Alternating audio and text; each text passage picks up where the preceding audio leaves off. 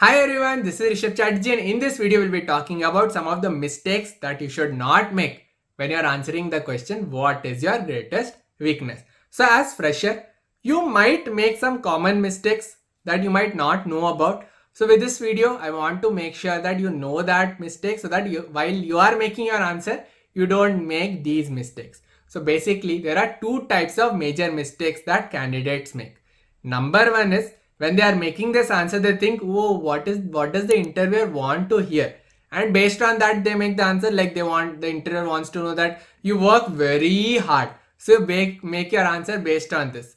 Or second, while making the answer, they become a bit too honest, and that kind of has a negative impact and you don't get selected. So I'll give you a more detailed explanation about this so that you get a better idea. Let's start with the first one, that is you are making your answer based on what the interviewer wants to hear. Alright, let's take a look at few examples and then let's analyze that. Bad example number one. My biggest weakness is definitely the fact that I work too much. At my previous job, my boss actually had to implement a rule that I need to be out of the office by 7 p.m. because I was routinely staying until 9 p.m. I did win the award for highest sell-through rate, so maybe it wasn't all for nothing, right? Bad example number two. My biggest weakness is probably biting off more than I can chew. I love learning new things, helping my colleagues, and being right in the thick of innovation. I usually get the hang of my job pretty quickly, which leads me to take on a lot of additional stretch projects. It's funny how my bandwidth feels maxed, but there's always room for more.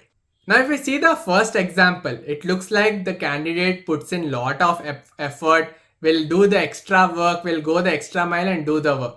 But to the interviewer, it might look like a bit more arrogant or cringeworthy that you are trying to show that the timing is this, but you're always trying to do more.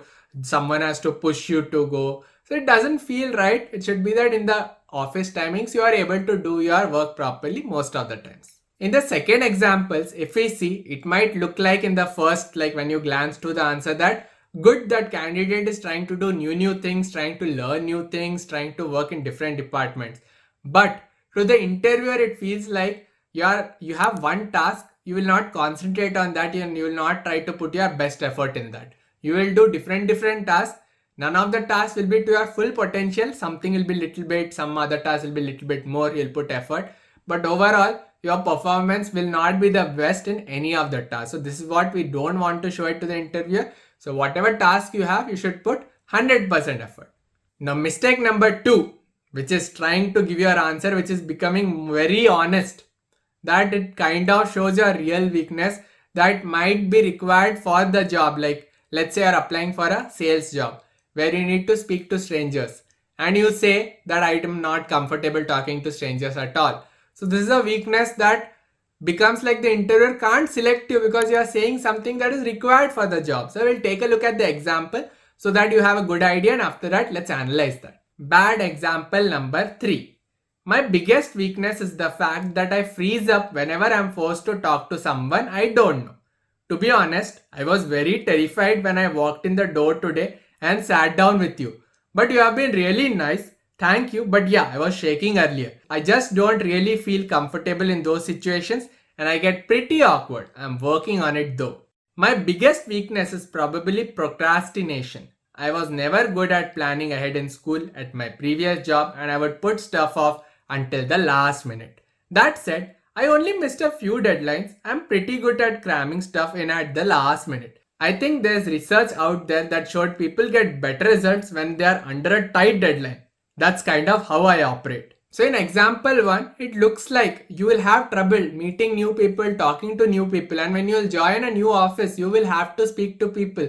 And if you will have trouble in that, the interviewer will be like, how will I select this guy? He'll not be able to do the job properly. He won't speak to others. He won't be able to learn. So this can get your application rejected. Example number 2. Here you might think like the candidate is like very good, like last moment is able to finish the work. But to the interviewer, it looks like you don't work in a planned manner. You don't work in stages. Like you just keep delaying the work and the last moment you're like trying to quickly finish the work. which is what the interviewer doesn't want. Interviewer wants a candidate who works properly in stages step by step and is able to do the task within the given deadline. So these are few of the examples and the mistakes that I thought I should share with you so that you don't make these mistakes, and I hope that you found the video useful and now you can start writing the answers. And if you found the video useful, please do click on the like button so that this video reaches more people, and also subscribe to the channel and press the bell icon. Follow us on Instagram at the rate EdYoda, EdYoda. That is it for today's video. See you again in the next one. Till then, bye bye.